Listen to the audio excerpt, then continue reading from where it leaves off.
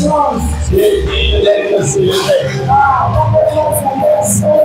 Nous acclamons Dieu pas comme les hommes peuvent être acclamés.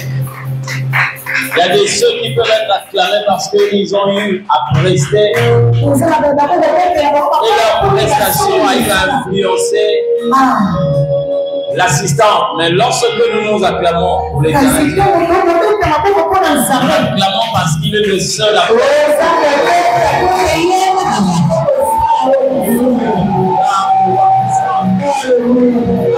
Le Seigneur, le Seigneur. Alléluia. Et le bienvenu Dieu.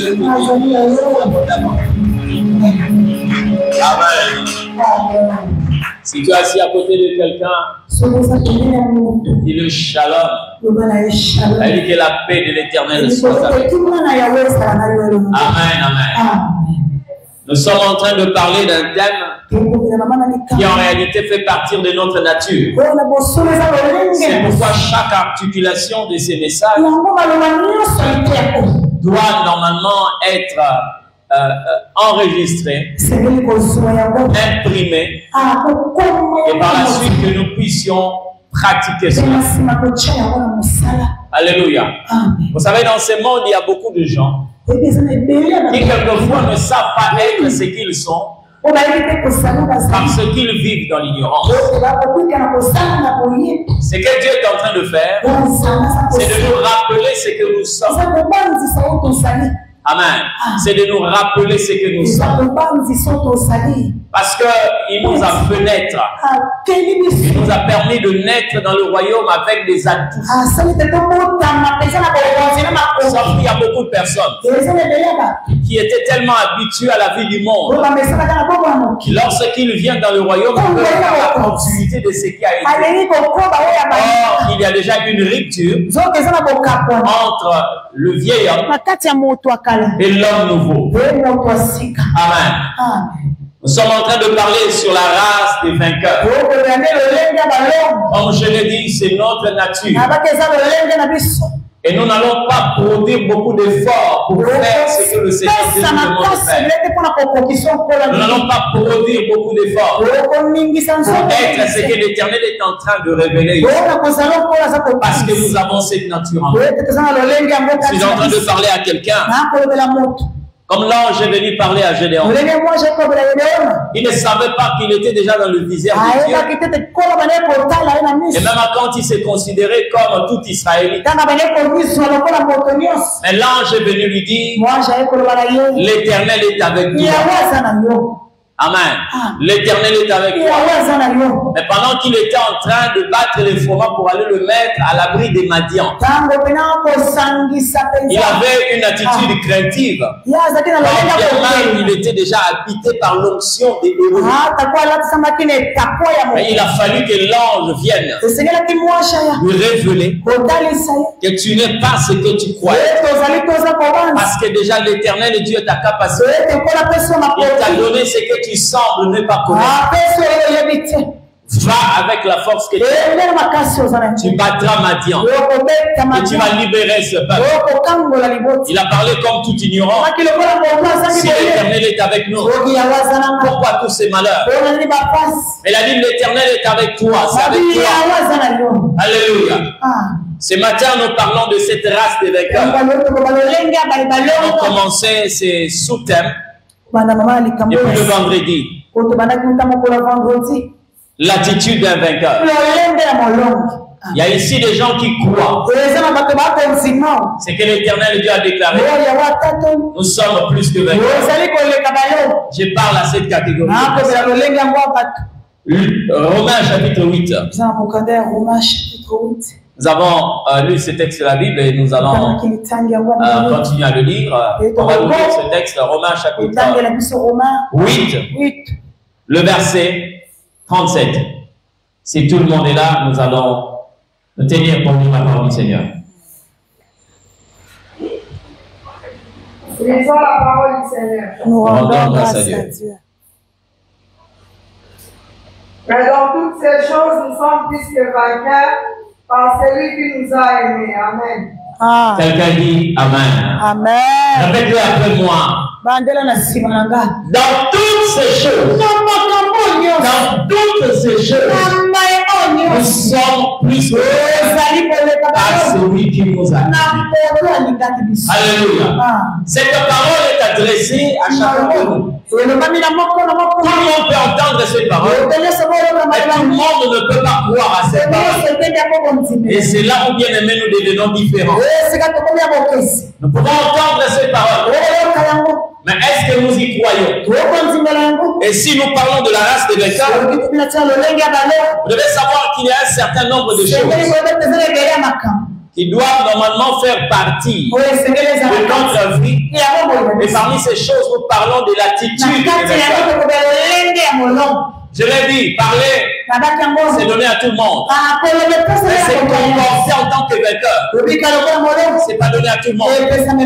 Vous savez, Israël, quand la nation est allée combattre le royaume des Philistins, les soldats étaient là. Même ceux qu'ils qualifiaient de vaillants soldats étaient là. En commençant par le roi Saül, jusqu'au dernier soldat. Chaque matin, Saül faisait la revue de troupes.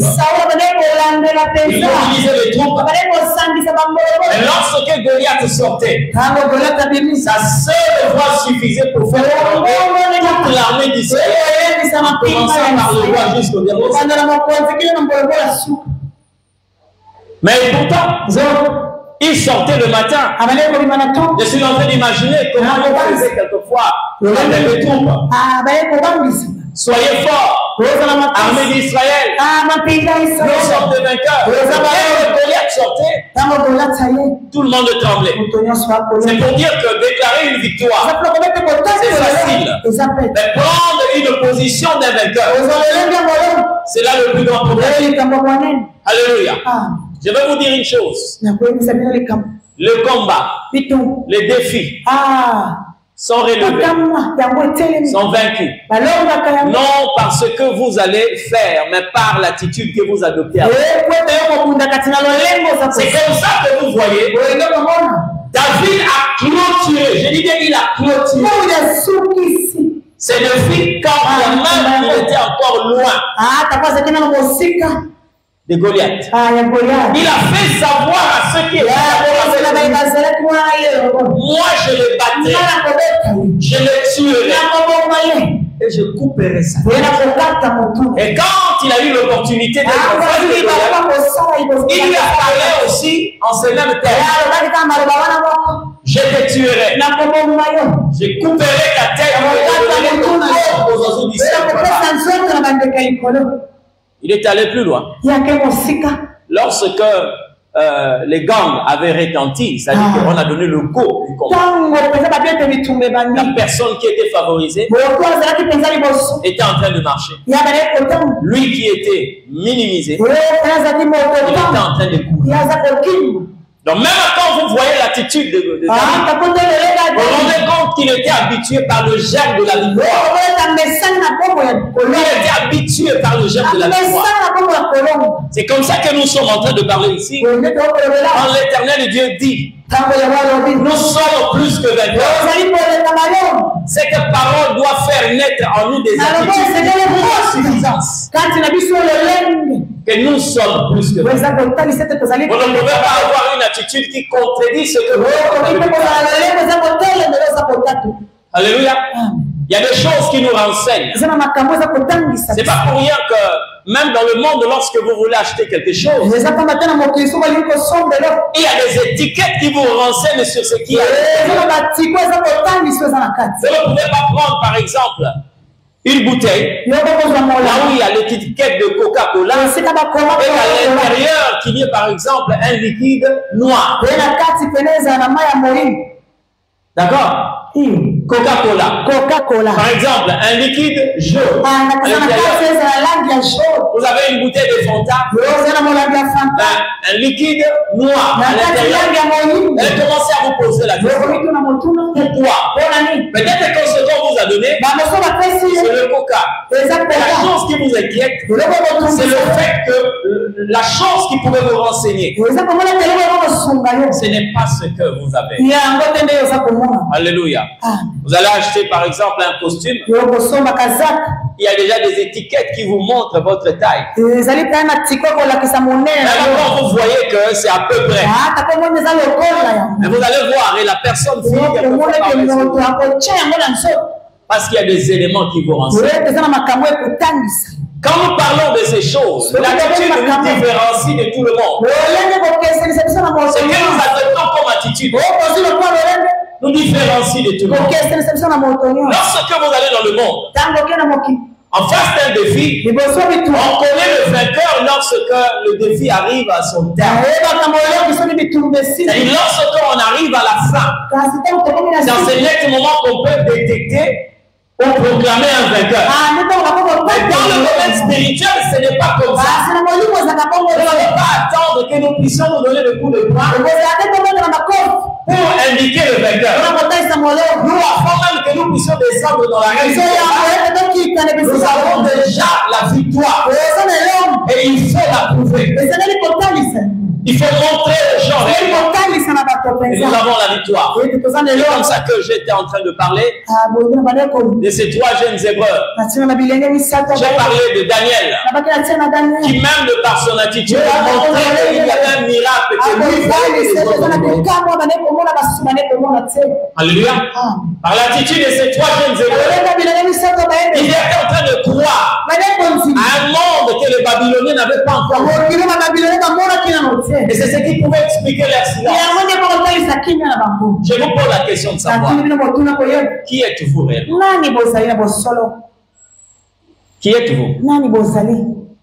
La réponse que vous donnez, c'est ce qui vous donne une position devant tout défi. Qui êtes-vous? Ici, je ne parle pas de votre identité connue au niveau de l'état civil. Non, non. Je parle de cette identité qui vous impose partout. Vous pouvez vous appeler François, Amos, Francine, Brigitte, ce que vous connaissez. Mais ici, l'identité dont je parle. Est-ce que vous savez que dans la Bible, il y avait un homme qui s'appelait Jean-Baptiste? Maintenant, les gens sont venus, on lui a posé la question, qui es-tu? Connaissez sa réponse? Il n'a pas dit que je suis Jean-Baptiste. Non, non. Je suis Jean-Baptiste. Mais il a dit quoi? Je suis la voix de c'est la réponse que vous devez donner. Cette réponse fait de sorte que vous puissiez vous imposer dans n'importe quel défi de votre vie. Vous allez vous imposer. Celui qui comprend la manière dont Dieu parle ici. On pose la question, qui es-tu? Tu réponds, je suis un Cette réponse t'impose partout. Il y a des moments où des fois Dieu lui-même répond à notre place. Et il ne veut pas continuer avec un peuple comme ça. Dieu veut continuer avec un peuple qui comprend qui il est. J'ai parlé une fois ici. Comment est-ce que Dieu est en train de parler à une montagne? En disant la montagne, qui est-tu devant Zorobabel? Et que Dieu connaît les capacités qu'il a placées à Zorobabel. Et quand il vient parler à la montagne, il demande à la montagne si tu veux garder la forme. Parce qu'il a reçu une énergie. À un certain moment, même Dieu est en train de parler à nos problèmes. Dieu est en train de renseigner à nos problèmes. Si tu veux prendre ça, c'est loin de cet homme. C'est un plus que vainqueur. C'est ça que j'ai dit aux gens. N'évitez pas les combats. Ne contournez pas les défis. À un certain moment, vous ne comprenez pas le langage de Dieu. Pourquoi il permet que vous puissiez quelquefois emprunter des chemins où vous allez faire face à certains combats que la famille a eu quelquefois à connaître. Il y a plusieurs générations. Des combats que les gens n'ont pas encore rencontrés, Dieu permet que vous puissiez passer là. Vous savez pourquoi? Si Dieu vous a établi comme la borne de votre famille, certains combats finiront par vous. C'est pourquoi Dieu ne voudra pas que vous puissiez contourner. Parce que quand vous contournez un combat, vous allez partir. Mais derrière vous, il y a des gens qui vont subir. Parce que ce combat n'a pas été fait. Renseignez-vous dans la Bible. Un Israélite n'a pas affronté Goliath. Parce qu'il y avait un vaillant. Il n'a pas voulu le contourner. Il a affronté. Le combat de la vie de Goliath est mentionné en Israël. Qui es-tu? Tu répondras. Je suis un tel. Moi je parlerai. Je suis plus que 24. C'est-à-dire que toute fille qui vient dans ma vie est enseignée que je suis en face d'elle. Ne viens pas pour te terrasser. Je viens pour être terrassé. Je viens sur la réponse de Jean-Baptiste. Et pourtant, la Bible dit ceci, que c'était lui et Élie qui devaient venir. Au-delà de ça, il avait un nom, Jean-Baptiste. Mais quand on lui a posé la question, il dit, je suis la voix qui crie dans le désert. Certains vont croire que Jean-Baptiste était en train de parler de sa localisation ministérielle. C'est-à-dire, c'est quelqu'un qui habitait le désert. C'est au-delà de ça. Lorsqu'on parle du désert, c'est le même langage que la montagne. Quand Dieu dit grande montagne, nous ne voyons pas seulement une situation géographique. La montagne est présentée comme des grandes qui donnent l'impression quelquefois de vous enterrer. Un homme derrière une montagne. Un homme derrière une montagne. Vous ne savez même pas. C'est comme ça que vous verrez des gens qui sont dans ce combat. Homme intelligent, femme intelligente, mais que les gens ne sont pas capables de découvrir ces potentiels. Parce qu'il y a une montagne devant cette personne. Vous verrez quelqu'un avec beaucoup de potentiel, mais qui passe comme inaperçu. Parce que spirituellement, il y a une montagne devant cette personne. Alléluia. On peut commencer à engager des personnes qui sont moins outillées que vous. Des personnes quelquefois qui dépendent intellectuellement de vous. Mais c'est comme si on ne vous voyait pas. Il y a une montagne devant. Le langage aussi du désert, c'est la même chose. Vous savez quoi? Le désert, c'est un endroit, c'est un destin, c'est un défi qui crie plus que la personne. Le désert a enterré beaucoup de gens. Lorsque vous voyez le désert, c'est la solitude. Lorsque vous voyez le désert, c'est la forte chaleur, l'absence de la vie. Lorsque vous voyez le désert, c'est une sécheresse. La famille. Quand vous voyez le désert, c'est le rejet. Quand vous voyez le désert, c'est la déconsidération. Quand vous voyez le désert, tout le monde qui vient dans le désert finit toujours par être dominé par le désert. Je vous donne un exemple. Plus de 600 000 hommes, sans compter des femmes et des hommes, sont sortis de l'Égypte.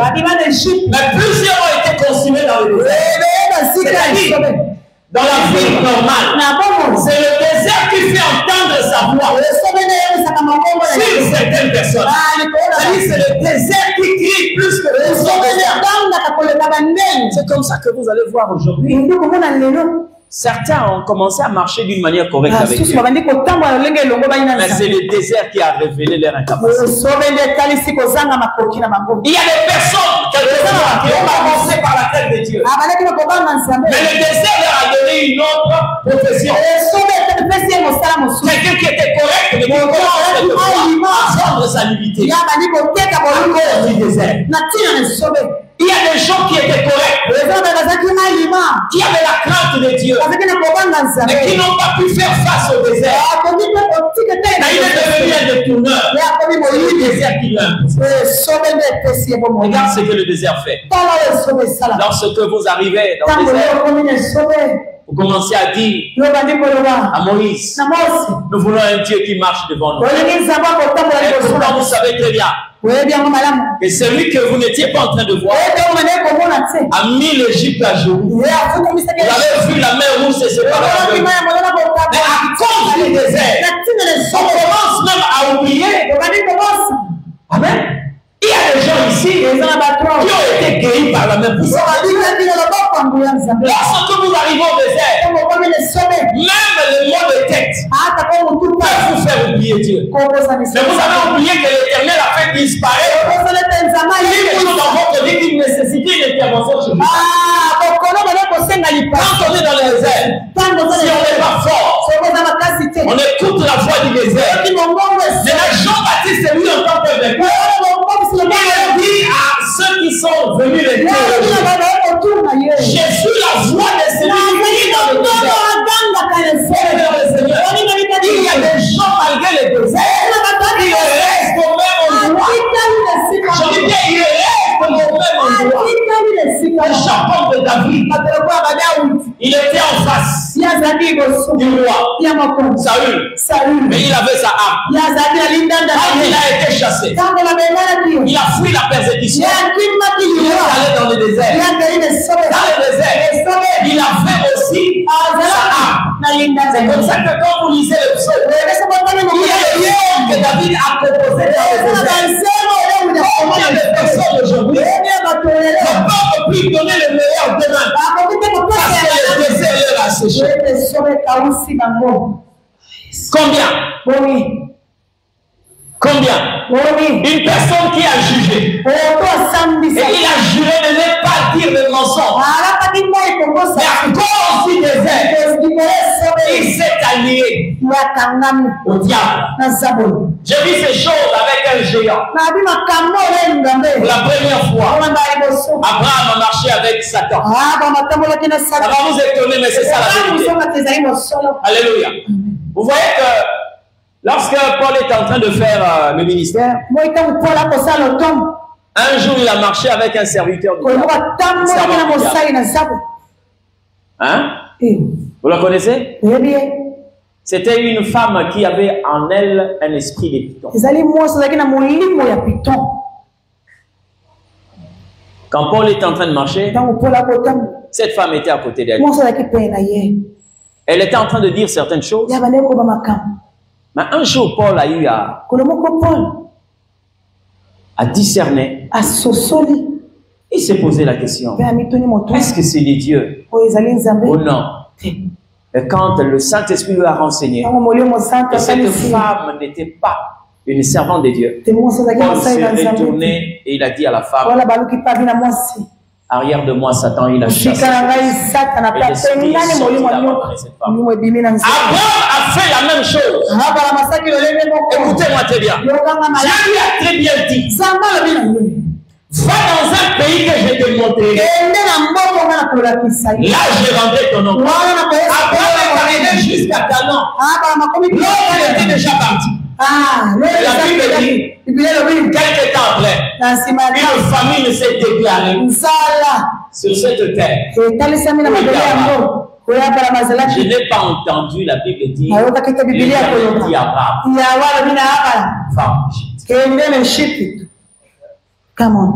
vous savez quoi? Il y a des choses que l'Éternel Dieu peut permettre dans votre vie. Pour que vous ne puissiez pas être seulement un disciple théorique, mais pour que vous puissiez être assis dans la pratique. Un jour, le Seigneur m'a enseigné ce soir. Pendant que j'étais en train de méditer, je me disais, mais il y avait quand même une famille. Hein? C'était de son droit de chercher là où il est allé en Égypte. Dieu m'a dit ceci. Si la famine peut menacer Abraham, la famine sera incapable de menacer les dieux qui marchent avec nous. Abraham pouvait demeurer là. Alléluia. C'est comme ça que la famille, le désert, a donné à d'autres personnes une orientation que Dieu n'avait pas montrée. Amen. Amen. Vous connaissez Naomi? Amen. Naomi a quitté la terre d'Israël. Pourquoi? C'était pourquoi? N'est-ce pas pour la famille? Il a pris son mari, elle a pris son mari et ses deux enfants qui chantent au Machelon. 4 personnes qui sortaient de Bethléem à cause de la famille. Ils sont partis. Mais si l'Éternel est en train de dire que la famine qui pouvait menacer Abraham n'avait pas le pouvoir de menacer les dieux qui étaient avec lui. J'allais voir avec Naomi. Amen. Vous avez fui la famille. Vous êtes partis là où il y avait de la nourriture. Mais tout le monde est mort là-bas. Amen. Tout le monde est mort. Naomi est devenue veuve. Elle a perdu aussi ses deux enfants. Lorsque la Bible dit, elle a appris que l'Éternel avait vu. Est-ce que Naomi est venue trouver des cadavres avec elle? Est-ce que Naomi est venue trouver des cimetières avec elle? Non. Elle a trouvé des gens. Mais comment ils ont vécu? Et pourtant il y avait la famille. Parce qu'il y a des gens qui dépendent de l'Éternel. Le désert ne peut pas délocaliser les gens qui sont jamais. Tu es parti.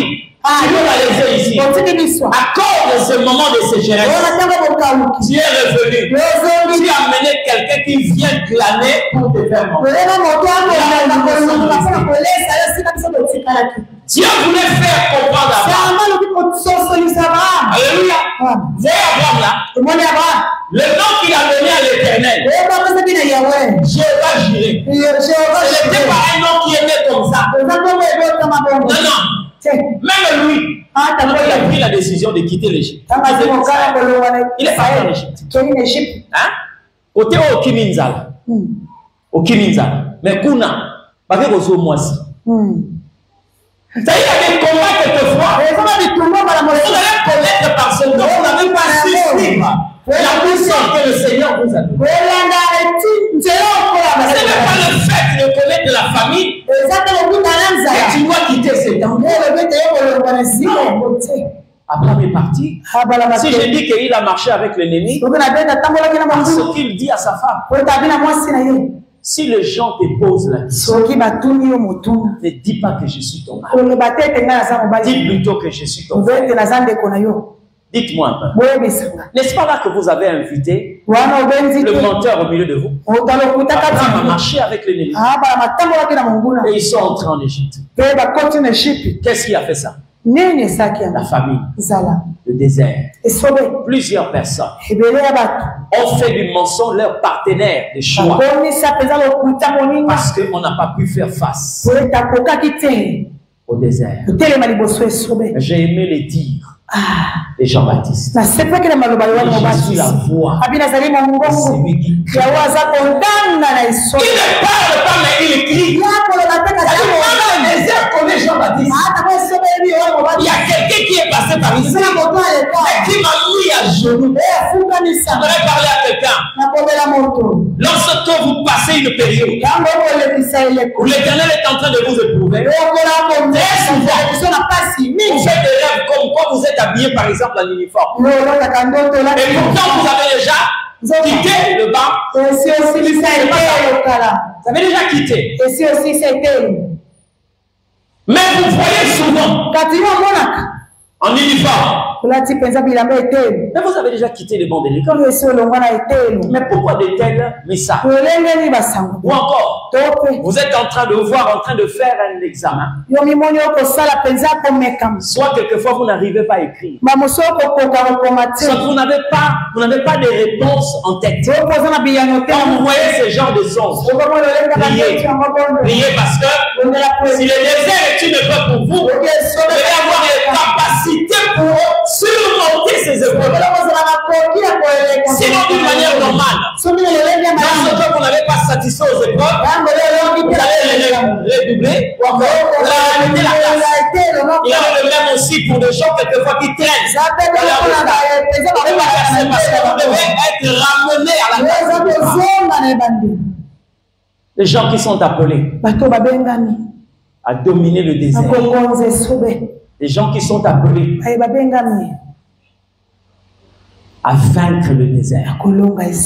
Jean-Baptiste parlait de la sorte. Je suis la voix de celui qui crie dans le désert.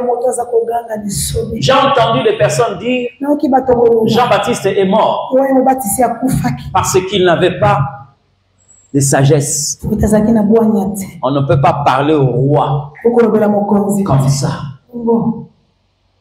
Il pouvait ne fût-ce qu'utiliser cette grande sagesse pour savoir comment transmettre le message. Il n'était pas permis de prendre la femme de ton frère. La vérité à quelle politique? Hein? La vérité à quel mode d'emploi? Lorsque vous entendez les gens dire toute vérité n'est pas bonne à dire, ce n'est pas un verset de la Bible. Ce n'est pas un verset de la Bible. Amen. Dis la vérité et tu sauras que la vérité a un prix. La vérité a un prix. Et si Jean-Baptiste est mort, c'est à cause du fait qu'il devait mourir de la sorte. La mort de Jean-Baptiste ne doit pas être considérée comme un enseignement pour dire aux gens, faites attention, même quand tu as reçu un don de Dieu, il faut savoir comment le transmettre. Il ne faut pas prêcher des choses que la Bible n'a pas enseignées. La mort de Jean-Baptiste est tellement prophétique, il devait mourir de la sorte. Il devait mourir à cause de la vérité. Et même quand vous voyez la manière dont Jean-Baptiste est mort, il est en train de parler de l'enlèvement de l'église, comment les choses vont se faire. Parce que regardez, je vois la personne de Jean-Baptiste. Jean-Baptiste est constitué d'un corps. Vous avez la tête et son corps. Quand vous regardez Jean-Baptiste, vous voyez la personne de Jésus, le corps mystérieux de Jésus. Il est présenté comme étant la tête de l'église. Mais si le monde est considéré comme une prison, Jean-Baptiste était en prison, n'est-ce pas? Mais lorsque il a dit la vérité, le jour où il y a eu une fête, le roi a voulu que les gens qui sont là puissent sa fille a dansé d'une drôle de façon. Il lui a posé la question, qu'est-ce que tu veux que je te donne? Même si tu me demandes la moitié de mon royaume. Ok? La fille va poser la question à sa maman. Qu'est-ce que je peux demander? Oh, la demande en réalité, ce n'est pas la fille qui a demandé, mais c'est plutôt le désir de la maman. Ça lui dit, donne-moi la tête de Jean-Baptiste. La fille est allée dire à son père, donne-moi la tête de Jean-Baptiste. Ici, sur un plateau. Ils étaient où? Dans la cour royale. Jean-Baptiste est retourné en prison. Le roi demande qu'on puisse aller prendre la tête de Jean-Baptiste de la prison jusqu'à la cour royale. Les gens sont entrés en prison. On a coupé la tête de Jean. Pendant ce temps, le corps est resté là. On a pris sa tête. La tête est entrée dans la cour royale. On vous parle de la manière dont Jésus a quitté le corps. Mais pendant ce temps, l'église est restée sur la terre. Quand le corps est resté, la Bible dit, les disciples de Jean sont venus prendre le corps de Jean et amener à l'extérieur.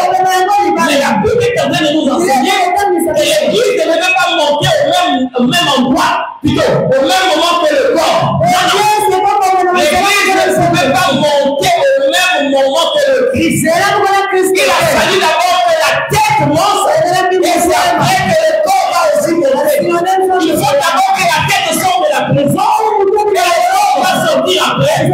Si la tête ne sort pas, le corps mort de Jean-Baptiste est tellement forte. Ne le condamnez pas. C'est de cette manière que Dieu a voulu que Jean-Baptiste meure. Et il est mort en donnant gloire à l'Éternel. Il y a des gens qui ont vaincu le désert. Les vainqueurs doivent faire face au désert. Même quand ça arrive, ça ne peut pas te modifier. Les moments difficiles ne peuvent pas modifier ta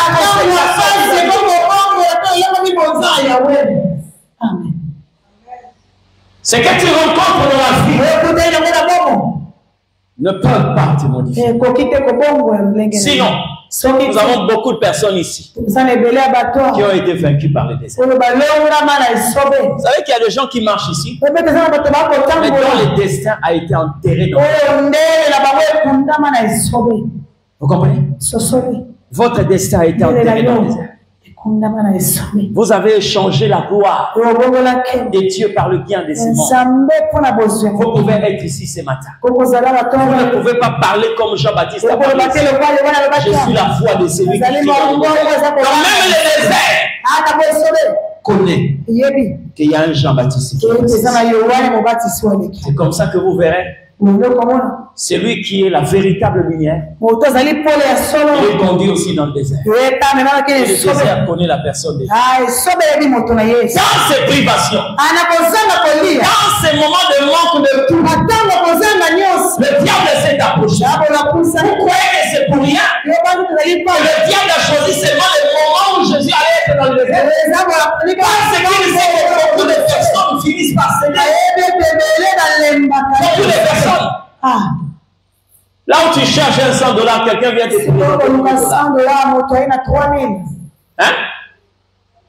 Viens te le présenter. Dans un endroit secret. Donc tout est bouclé. Hermétiquement fermé. Vous n'êtes qu'à deux. Vous avez besoin d'un $100, voici les $1000. Le désert. Combien peuvent résister? Mais il y a des gens qui font taire le désert. Des gens qui crient dans le désert. Tellement que le cri est fort. Jésus a résisté au diable dans le désert. Amen. Rien à manger. Il n'y a pas d'abri. Si tu es fils de Dieu, transforme ces pierres en pain. Jésus a dit, il est écrit. Si tu es fils de Dieu, jette-toi par terre. Car il est écrit. Il lui a dit, il est au ciel. Si tu es fils de Dieu, regarde tout ça. Ça m'a été donné. J'aimerais vous parler de quelque chose qui va vous choquer. Je ne suis pas d'avis. Et vous savez quoi? Le mensonge ne deviendra jamais une vérité. Nous sommes dans un pays où même les gens qui prient, lorsque vous avez l'opportunité, par exemple, de postuler comme, je ne sais pas, sénateur, comme, je ne sais pas, député, et les gens sont capables de vous dire, voilà, tu vas prévoir telle somme. On a quelqu'un dans la boîte, dans la commission, qui peut faire de sorte que on puisse gonfler des nombres de voix.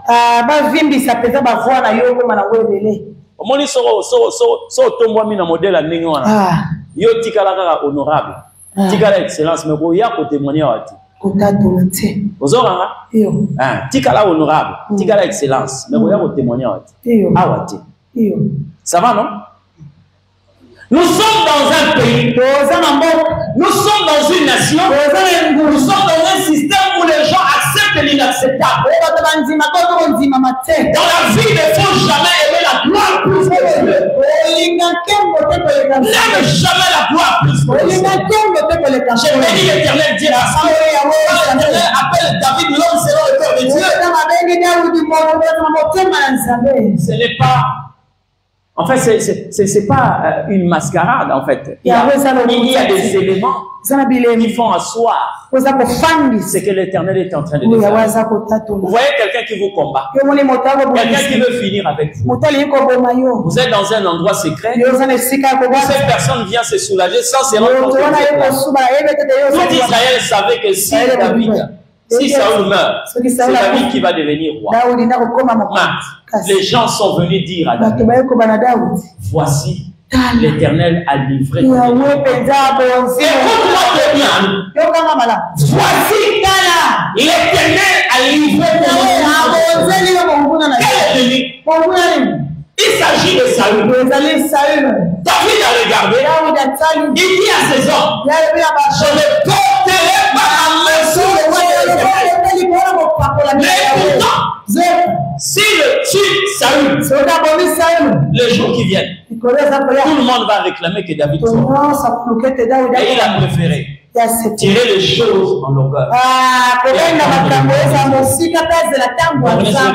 Il a préféré que les choses durent, mais que je puisse accéder par un moyen établi par l'Éternel. Que je puisse commencer à manigancer les choses. Quand tu es à cet endroit-là, sachant que ce n'était pas la place, tu crois que tu peux tromper les gens? Tu vas tromper ta conscience. Non.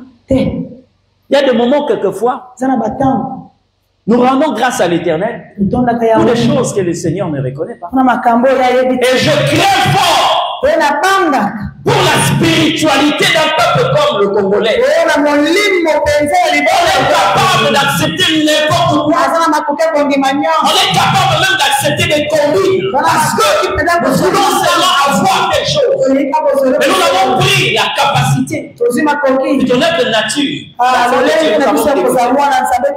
L'essentiel que je sois là. La commune, la circonscription,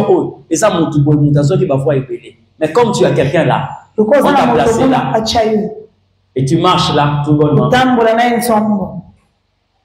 parce que tu dois te faire une vie. Le désert t'a changé. Amen. Le désert t'a changé. Lorsque vous voyez Esther au trône, elle n'a pas tué Vachi. Ça va, non? Elle n'a pas tué Vachi. Si vous voyez Joseph arriver au trône, ce n'est pas parce que il a fait quoi que ce soit. La première opportunité que le diable a donnée à Joseph, c'était de sortir avec la femme de son maître. Mais laisse-moi te dire, tu peux devenir le chef de la maison des Potiphar, mais tu manqueras le trône d'Israël. Pourquoi? Parce que Dieu ne t'a pas promis la maison de Potiphar, il t'a promis le trône d'Égypte. Tu ne peux arriver là lorsque tu vas le faire. Combien de personnes ici sont en train de combattre dans le désert? Alléluia. Combien de personnes? Combien? C'est nombreux. Nous sommes dans un pays où le détournement est qualifié d'une bénédiction de l'Éternel.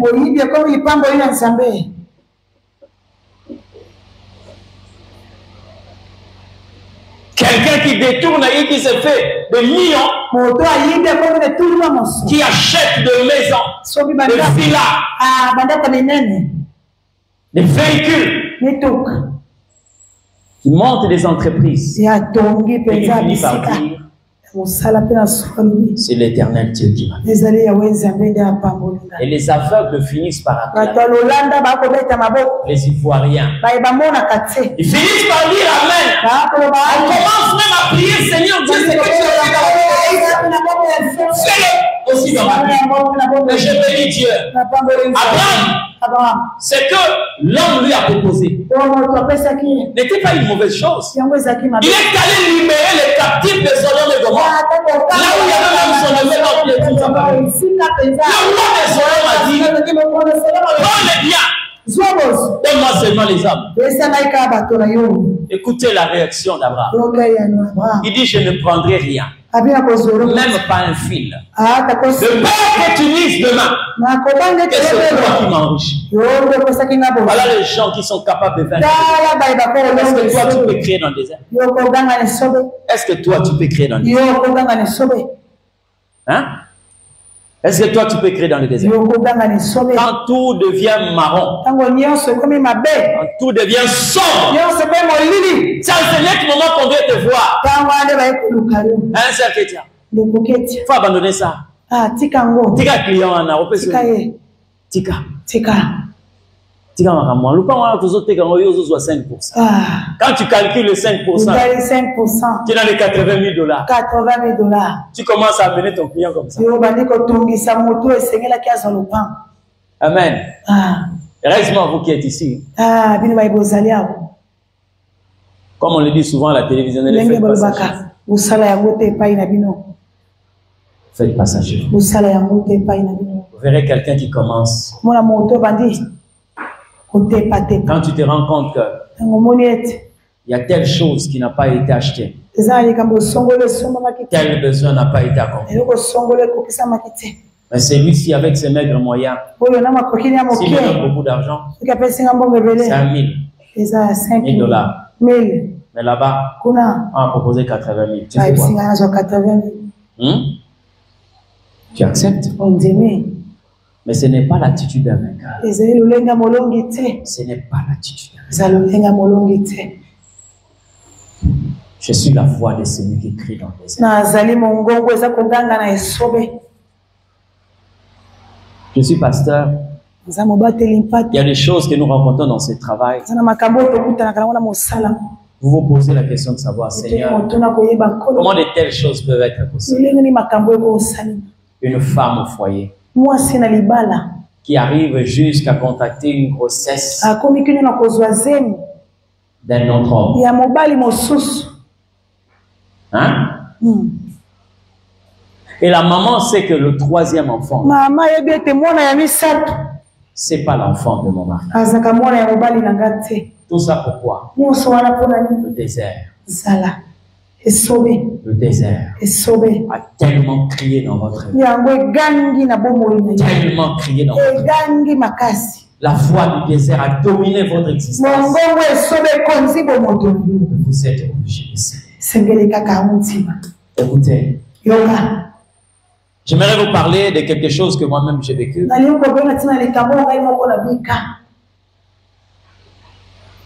C'était un matin, je crois vers 5 heures.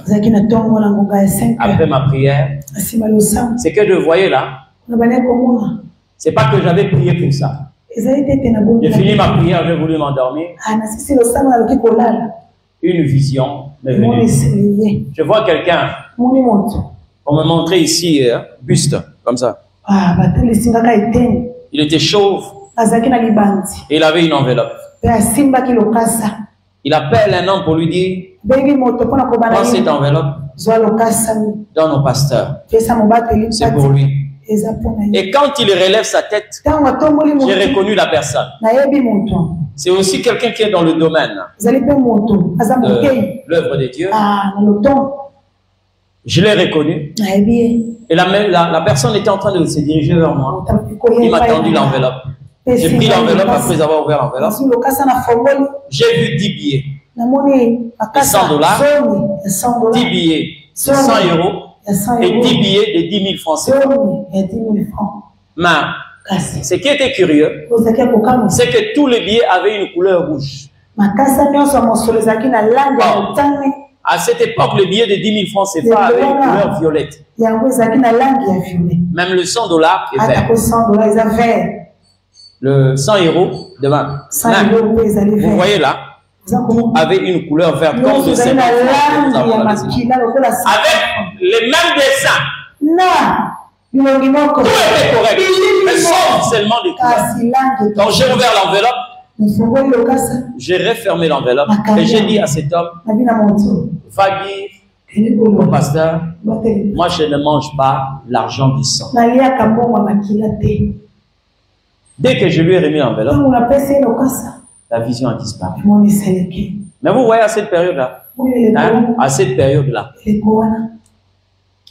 Vous vous rendez compte que quand vous tombez sur $100, oui, Marambo, comme on le voit, c'est aussi $100, mais au moins, aucun retour, même, bah. Après, à ma part. Amen. Mais ça, c'est quoi finalement? Bon, c'est une vision, c'est parti. Je me suis réveillé le matin, on a parlé et tout, voilà, vers 10 h, c'est mon téléphone qui sonne. Je décroche. C'est quelqu'un que je connaissais aussi. Ah, mon frère, comment? Non, non, non, ça va, ça va. Ah, d'accord, mais il faut qu'on se voie, il y a quelqu'un qui vous cherche. Ah bon? Ok. Mais quel est ton programme alors? J'ai dit non, non, non, je serai à l'église à telle heure. On passe à tel endroit qu'on se voit avant que j'arrive là. Je descends, rencontre la personne, on va dans un restaurant, on commence à manger. Je vois 2 personnes arrivent, on a commencé aussi à parler. On m'a présenté, c'est tel. C'était le conseiller d'un haut dignitaire. Ok, on a parlé.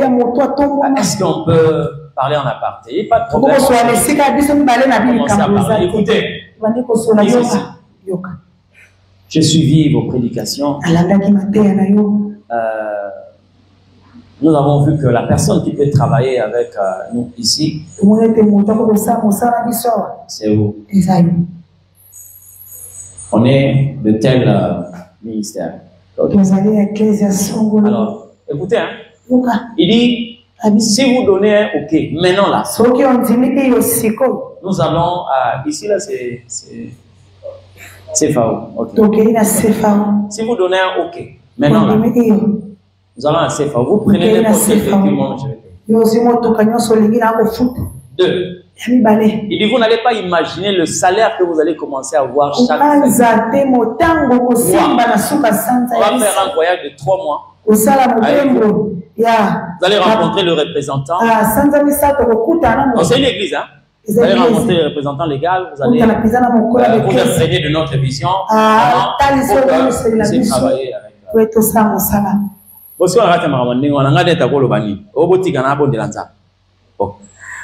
Mais pendant que je n'ai pas prié, il y a quelqu'un qui m'a déjà parlé. Donc je savais que j'étais en face de quoi. Amen. Je savais que j'étais en face de quoi. Parce que déjà dans cette même église, j'étais une fois invité à Point Noir pour aller parler d'un mariage. Donc je connais de quoi il s'agit. Après, j'ai dit bon, Excellence, moi je crois, je vais prier. Ah, docteur, ça nous rassure. J'ai dit non, je n'ai pas dit que je vais réfléchir. J'ai dit je vais prier. Ça veut dire qu'il faut que quelqu'un me donne la femme. Amen. On s'est séparés. Et la personne qui m'a appelé, docteur, comment? C'est bon? Et lui, on a parlé. Je fais la suite. J'ai dit non, il faut que Dieu donne la femme.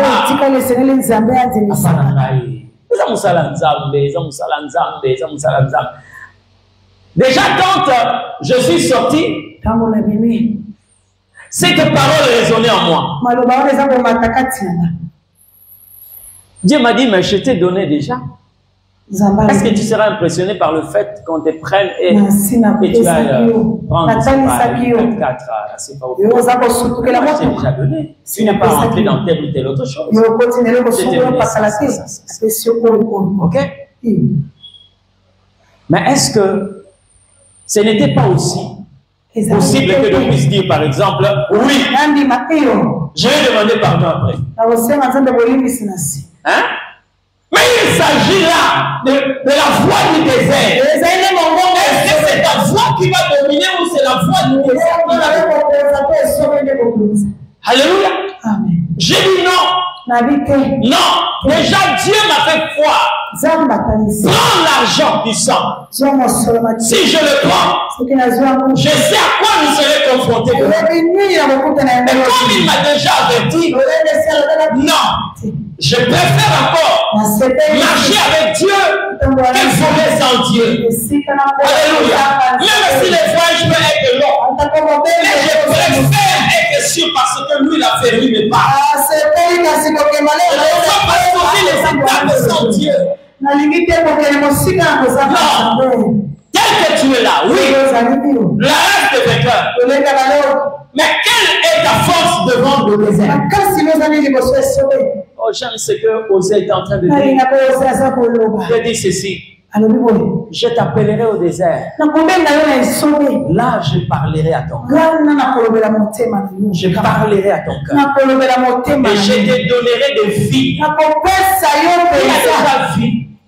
a déjà vu un champ de vigne dans le désert. Ça n'existe pas. Les seules plantes qui poussent dans le désert, ce sont des steppes. Des arbustes. Ils ont des tailles. Hein? Des arbustes. Soit dans le désert, vous trouvez le buisson.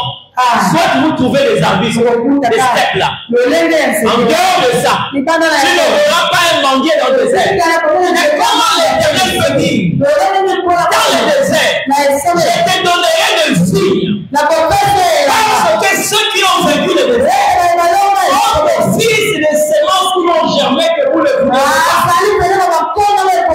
J'aime souvent dire aux enfants de Dieu, n'aimez pas un canon que Dieu vous donne sans le désert. Si vous possédez un canon sans passer par le désert, sachez que vous serez chassé par des gens du désert. Les Cananéens ont habité le désert sans passer par canon. Les Jérusiens, les Girgasiens, les Phérésiens, les Étiens, tous ces civilisations qui occupaient Canaan, leur plus grand problème, c'est qu'ils ont possédé la terre promise sans passer par le désert. Et le principe, c'est que le peuple qui vient du désert, il doit pour vous chasser. Parce que la clé de Canaan tient la carte au désert. Le peuple qui passe par le désert viendra te chasser dans Canaan. Parce qu'il a la clé. Moi, je ne connais pas l'histoire de Vachi. Hein? Je ne connais pas, mais je connais l'histoire d'Esther. Elle est passée par le désert. Une telle personne, une fois, dans le royaume des Suisses, ton trône est menacé. Ton trône est menacé. C'est comme ça que Esther tomba. Esther est tombée, Vachi. Vachi est tombée. Esther a pris la place. La voix de celui qui crie dans le désert. Bien aimé. Surtout dans une nation comme la nôtre. Hein? Combien de personnes? Vous savez, bien aimé, je vais vous dire une chose. Vous savez que même une nation peut te faciliter de poursuivre la sanctification. Hein? Une nation peut t'aider à marcher d'une manière correcte.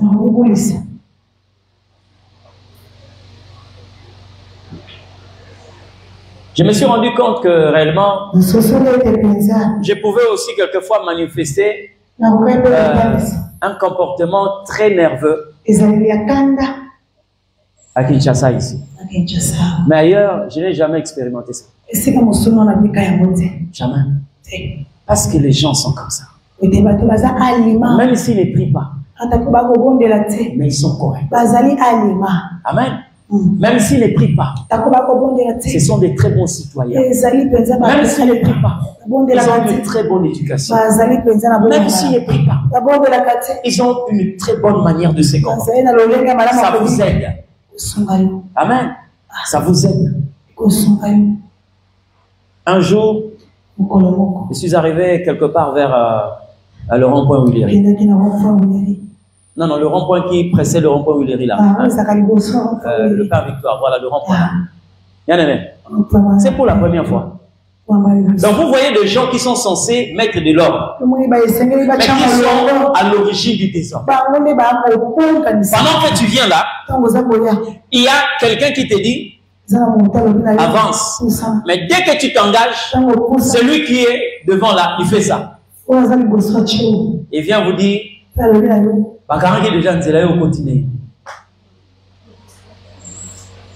j'ai dit, mais c'est la personne là. Hein? Un agent en uniforme comme vous. C'est lui. Moi, je t'ai arrêté, c'est lui qui m'appelle. Or, c'était une stratégie. Mais ils sont tombés sur la mauvaise personne. J'étais tombé sur la mauvaise personne. J'ai dit descends avant que... Donc descends avant que je te parle. Descends. Ah, monsieur, je dis, vous êtes en uniforme, hein? Je vous vois, vous êtes en uniforme. Vous ne connaissez pas la personne qui vous parle. Descendez vite. Que je parle. Descendez. On descend. Donc vous voyez que les gens organisent tout. Ils organisent tout. Et tout ça, bien aimé, c'est planifié. Tout simplement parce que les gens n'ont pas la facilité de bien vivre. Alors on monte les mécanismes pour tracasser, pour soutirer quelque chose. Alléluia. Amen. Le désert peut crier dans ta vie plus que la voix qui devait normalement. Combien de personnes aujourd'hui ne sont plus ce qu'ils étaient? Combien de personnes qui prient chaque soir? Non parce qu'on a été surpris par le péché, mais parce qu'on a fait du péché normal. Certaines séquences de repentance, voilà, j'ai fait quelque chose indépendamment. On a planifié les choses. Et tout est établi pour te pousser au péché. Tout est établi pour te pousser au détournement. Tout est établi pour vivre d'une manière indécente. La voix de celui qui crie dans le désert. Alléluia. J'aimerais parler à quelqu'un. Si on a parlé des attitudes qui nous permettent d'affirmer notre position de vainqueur, un vainqueur n'utilise pas n'importe quel langage.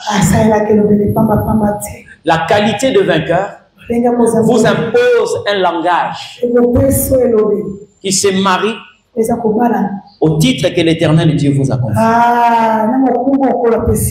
Tu ne peux pas avoir un langage contraire à ce que l'Éternel Dieu a voulu que tu puisses être. Vous savez pourquoi beaucoup de personnes échouent dans la vie? Parce qu'on arrive quand même à le déclarer. Le livre de Proverbes dit: la mort est la question de pouvoir de la langue. Vous savez qu'il y a des gens eux-mêmes quelquefois qui ne croient pas à leur progrès. Il y a des gens qui ne croient pas à leur prospérité. Il y a des gens qui ne croient pas à leur percée. Ça sort de leur propre bouche. Quand tu es un vainqueur, tu ne peux pas parler de la sorte. En réalité, nous ne vivons pas parce que nous voyons, mais nous vivons parce que nous croyons. Je crois quelque chose, mais je vis par elle. Même quand les choses semblent être contraires, je finis par déclarer des choses qui doivent. Vous savez une manière d'imiter Dieu? La Bible dit: il appelle des choses qui n'existent pas et elles arrivent à exister.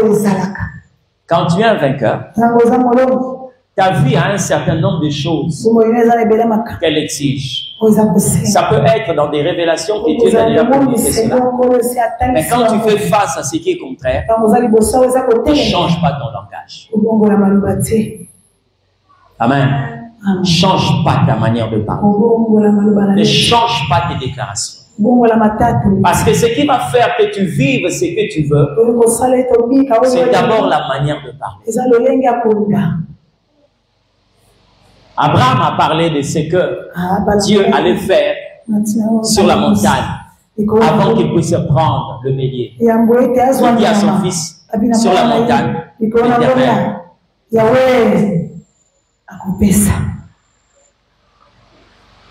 Je veux vous faire partie d'une expérience à une autre expérience.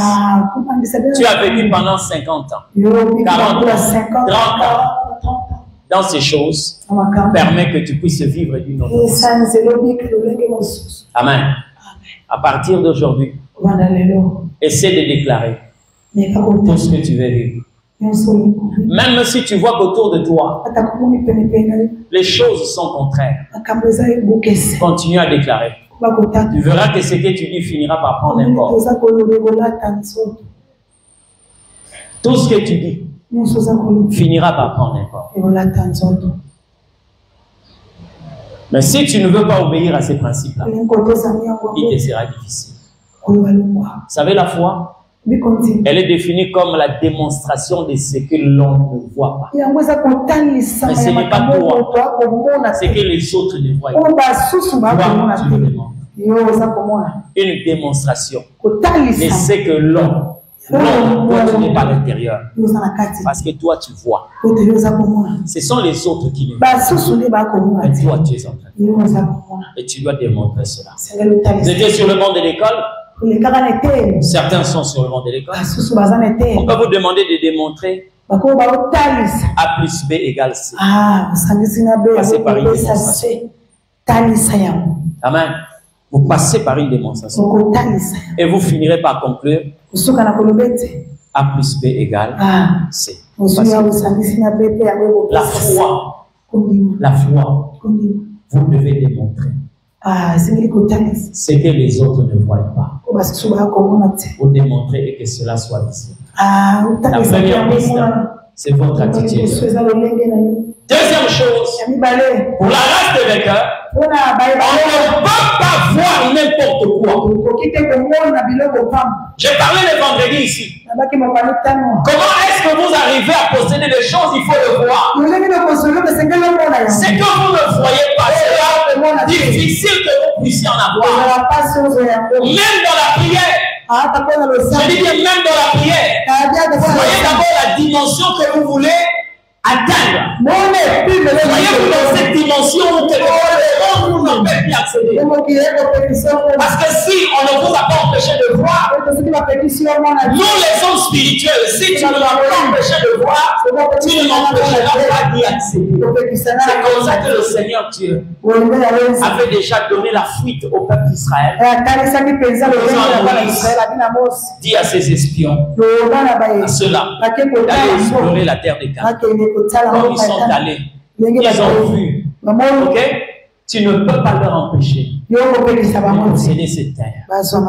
La race des vainqueurs. Vois dans cette pauvreté-là, vois ta grande richesse.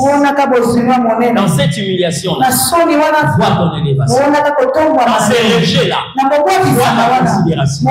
C'est ce qui va se passer là. Je l'ai dit ici, l'Éternel Dieu a dit, lorsque l'Esprit va descendre, vos fils et vos filles prophétiseront. Il ne s'agit pas seulement du verbe. Parler seulement, non, je ne veux pas ça. Non. Même il y a une prophétie déclarative. C'est-à-dire que je ne la déclare pas comme ça. C'est l'attitude que je prends. L'ordre de là que je suis en train de me croire. Je suis en train de me présenter là où les autres ne m'ont pas compris. Je m'affiche là où ils ne peuvent pas imaginer. Alléluia. Amen. Un peuple qui est appelé à vaincre ne se comporte pas n'importe comment. Un peuple qui est appelé à dominer ne se considère pas comme une piètre personne. David n'était pas un orgueilleux. Mais je l'ai entendu dire, je suis une créature si merveilleuse. Il savait quoi dire. Amen. Vous voyez des gens quelquefois qui refusent certaines opportunités. Ce que le monde peut qualifier d'opportunité. Et ils le refusent parce qu'ils savent que Dieu va leur introduire par une voie légale. Et c'est un honneur. Amen. C'est un honneur. On ne va pas aller te déposer chez ton mari parce qu'on t'a accepté. Non. Ça, c'est pas un honneur. Amen. Toi aussi, frère, ne te frotte pas les mains parce qu'on est venu te déposer une femme.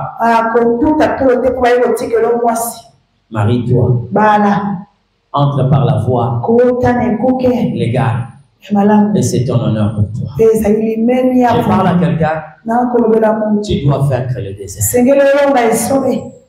Je finis par dire à quelqu'un. Lorsque Dieu vous fait traverser le désert, ce qui importe pour Dieu, Si c'est la famine qui est votre combat, et vous puissiez avoir quelque chose dans le ventre. Seulement que tu puisses avoir quelque chose. Même si ce n'est pas le goût. Même si ce n'est pas ce que tu voulais avoir. Mais pour Dieu. Et seulement quelque chose dans le ventre. C'est-à-dire, pendant ton désert, si tu as planifié que pendant un mois, tu vas manger du popcorn. D'accord? L'essentiel que tu aies quelque chose dans le ventre. Mais ne trahis pas Dieu à cause de ce que le monde peut te présenter. Ne trahis pas le Seigneur. Je te livre ici le secret du succès. Parce qu'il y a une gloire qui t'attend. Mais il y a aussi un désert qui veut te consumer. Mais comme on est en train de parler de ceux qui sont vainqueurs, tu dois aussi vaincre le désert. Tu dois vaincre le désert. Pour que tu puisses sortir de l'autre côté. Tu dois vaincre le désert. Vous savez quoi? Dieu ne permet pas le désert pour nous torturer. Dieu permet le désert pour sortir tout ce qui peut être un obstacle pour nous. Si vous prenez un habit, vous le sortez de l'eau comme ça, vous le mettez sur un linge à sécher, un fil à sécher. Vous allez voir, cet habit-là fera beaucoup de temps pour sécher. Vous savez pourquoi? Vous l'avez pris comme ça. Le temps sera long. Qu'est-ce qu'un véritable lavandier fait? Il fait quoi? Il y a un ensemble ça dans le désert. Les apôtres Sumbayo et que ne m'a il va te sauver. Vous comprenez, non? C'est tellement dur. Si tu ne veux pas être traité comme ça par Dieu, on va t'étaler comme ça. Tu seras clean. Mais tu seras droit. Mais tu auras beaucoup. Pour que tu entres dans le processus du séchage. Mais lui-même qui connaît. Il y a un verset biblique par rapport à ça. Même en ce qui concerne l'enlèvement de l'église. La Bible dit ceci. Pendant la période de tribulation, Dieu va écouter les jours. Vous avez vu ça, non? Il dit parce que si ces jours n'étaient pas abrégés, même les élus, vont tomber. Qu'est-ce qu'il fait? Il va vous essouiller. L'eau coule. Tu deviens froissé. Quand on va t'étaler là, le vent seulement va faire que tu sèches comme ça. Dieu sait ce qu'il est en train de faire. Prends patience. Et c'est ton qui arrive.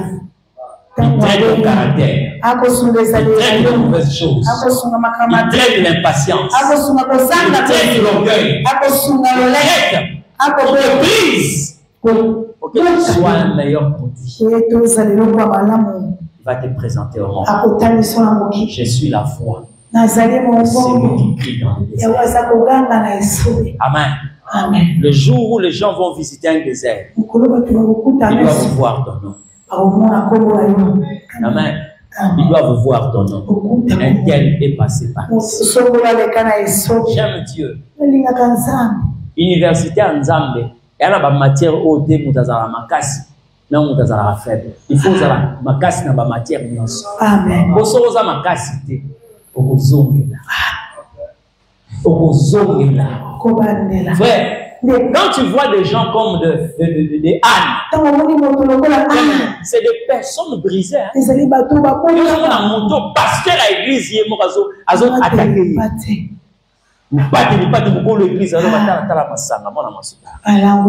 Est-ce que toi tu ne peux pas faire passer ton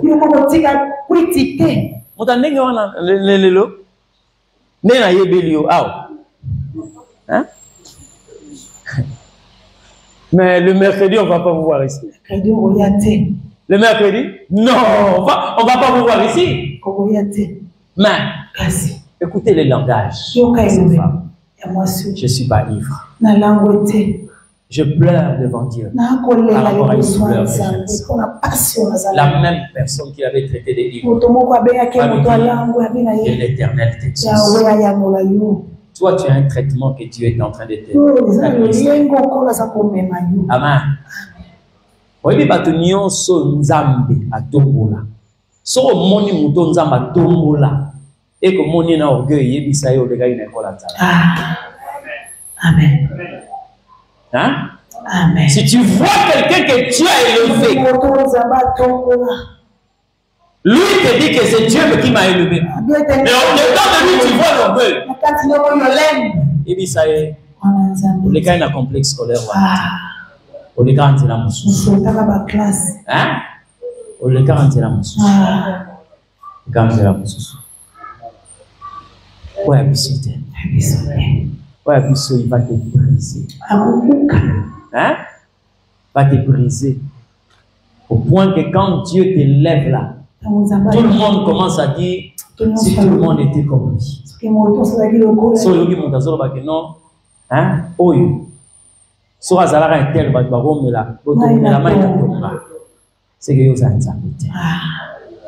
c'est pourquoi Dieu doit te briser. Mon frère, Dieu doit te briser. Toi qui cherches le mariage, Dieu a le projet de te donner un de ses fils.